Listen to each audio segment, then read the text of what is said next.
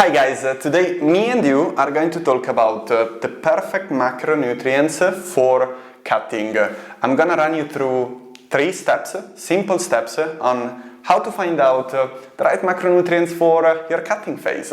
So here on the right you'll see that we have a pyramid. We're just gonna use this to guide us. This is a hierarchy of importance and we're just gonna use it to guide us in all this.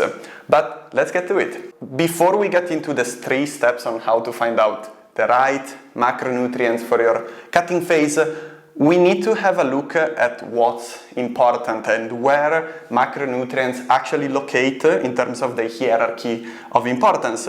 This is a pyramid, and this hierarchy, it's from the Muscle and Strength Pyramid from Eric Helms.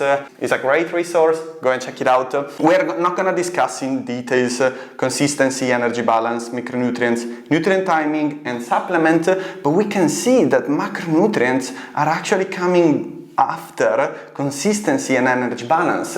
So we need to be focused on the bigger picture, because you might nail your macros, but if at the end of the day you are not consistent with your diet, you're not consistently in an energy deficit, then we're not gonna lose fat, which is our end goal. Okay, you probably are starting this cutting phase because you're not happy with the way you're feeling or the way you look, and I totally get it. I've been there, and that's why I wanted to quickly tell you my story with the macronutrients and cutting. And I remember in 2018 I was not happy with my look and I started cutting calories.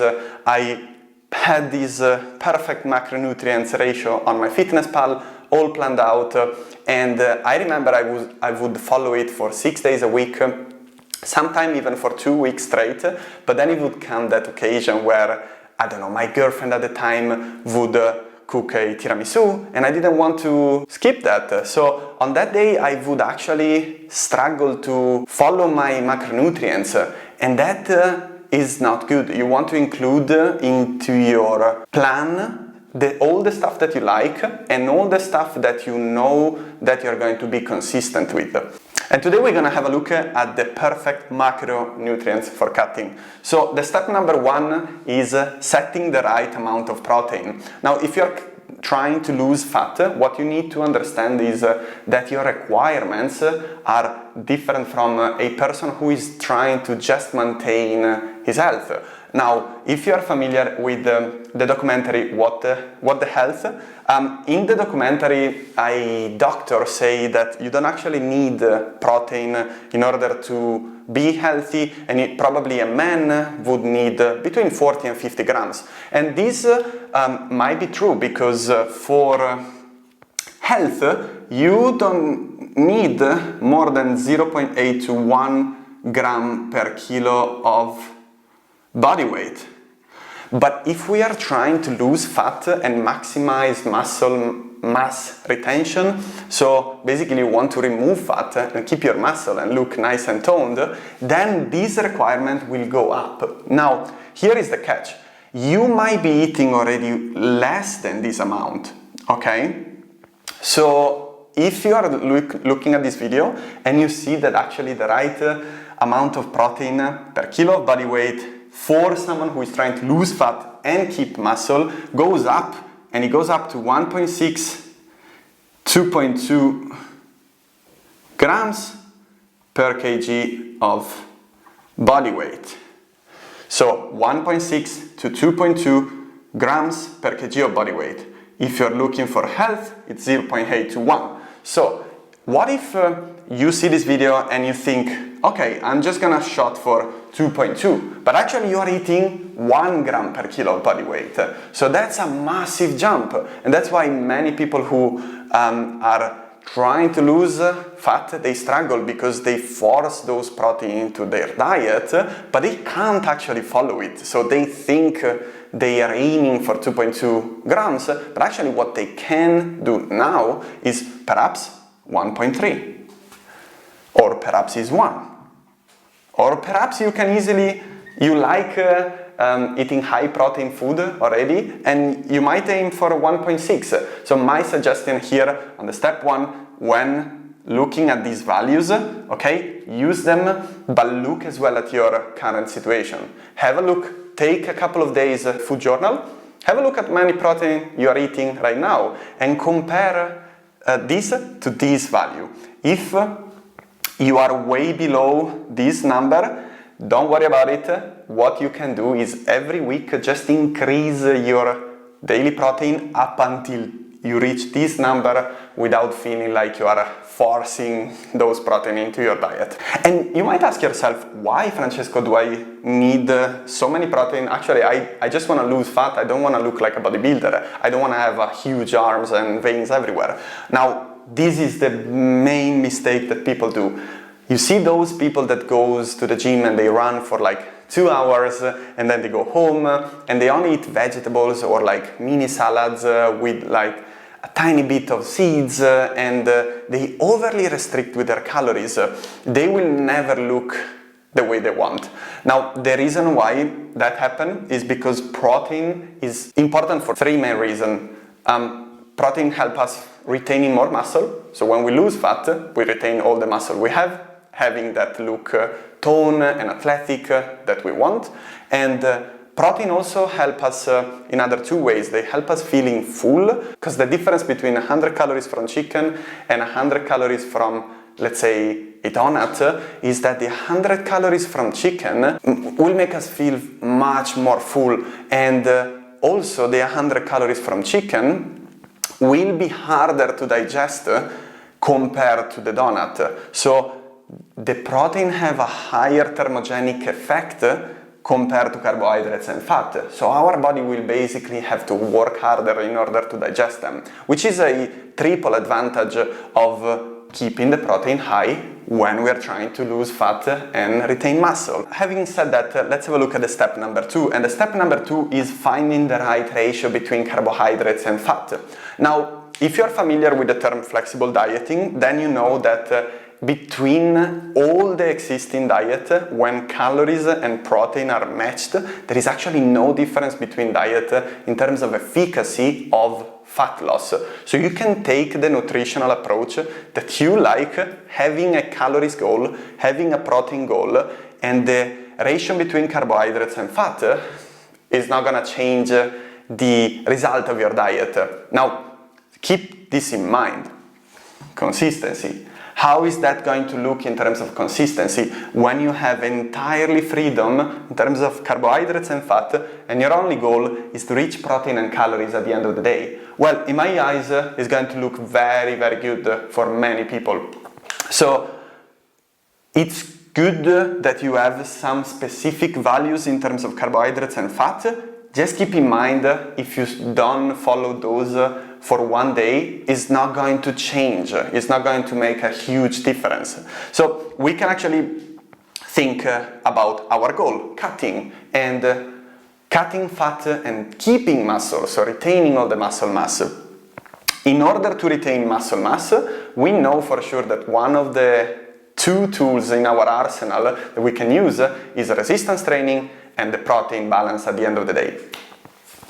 In terms of resistance training, we know that when we have a high carbohydrate intake, we are going to improve our performance. That means that we will be able to build muscle at a faster rate compared to when we have less carbohydrates.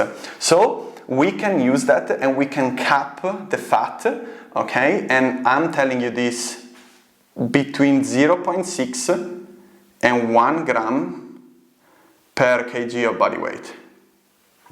Okay, we're gonna take this as a cap. If you are someone, keeping in mind that the difference between carbohydrates and fat are not going to change entirely your efficacy of your diet. So if you are someone who enjoy fatty meal and you don't like the feeling of eating a lot of carbohydrates in a single meal, you can aim for the higher end. Take, for example, a man of 100 kilos. eating 100 grams of fat at the end of the day is going to be perfectly sustainable. Although many people don't need that much and might actually struggle to get to 100 grams, and it might be better off with 60 grams. So just choose based on your preference. This is going to help a lot your consistency. Once you have that, give yourself a range. When I'm gonna make a step back too. In terms of protein, we're gonna find out a number. Give yourself a range of 10 calories. This is because it's impossible to gather the perfect calories contained in food because of inconsistent reporting on the nutritional level, because simply cooking the food will change the calories contained in that particular food. So don't overthink the number, don't try to be precise, give yourself a range. Same for fat. Say we find out that you want to have 60 grams, you can give yourself 60 to 70 grams as a daily goal. Now the remaining calories will be filled by carbohydrates. In this way, we are going to maximize our energy, our focus. We know that the brain works mainly with glucose, so by having a lot of carbohydrates in your diet, you're gonna be focused, you're gonna make good food choices, you're gonna have a good metabolic and hormonal profile, and perhaps that's gonna help you sleep better at night. Now, as you can see, now we know the right values for our protein intake, the right values for our fat intake, and you might ask yourself, how do I find out about the carbohydrates intake? Does that look like a common question? So you might ask yourself, how many carbs should I eat? This is going to be super simple. And let's say that for a simplicity, we use a goal of 2000 calories, a protein intake of 200 grams, a fat intake of 60 grams. Now, we know that protein have 4 calories per gram, so this is 800 calories from protein. Then we have fat. We know that fat have 9 calories per gram, so 6 per 9, 54. 540 calories from fat. We're just gonna sum the two of that. In this case, we have 1340 calories, and we subtract 1340 calories to 2000, and we get 660 calories. Now, these are the calories coming from carbohydrates. We know that carbohydrates have 4 calories per gram, so we're just gonna divide this by 4, and we're gonna get our number of carbohydrates goal per day. Now, the step number 3 is to adjust your intake. Yes, you heard me before talking about consistency. You want to try this, and you want to try this with the idea that it's not going to be perfect. There are going to be days when you will feel like eating something else, or where the people around you will want you to eat something else. That's totally fine. You know, that's part of the life. Life is imperfect. So have a look. Choose the way that you're gonna use to track calories. You can use an app, you can use a food journal, you can use pictures, or you can get a coach to hold yourself accountable for that. But you want to adjust that based on how consistent you can be with that. Let's say that you are increasing the protein intake. So this is not gonna be fixed. This is gonna be a dynamic balance of macronutrients. As you lose fat and as you get leaner, you might need to increase your protein intake to help you feeling more full. You might decrease your fat intake because you actually feel like you don't need that many fat. Or you might want to decrease your carbohydrates intake because you feel like you're shoveling down pasta and rice when you don't feel like it.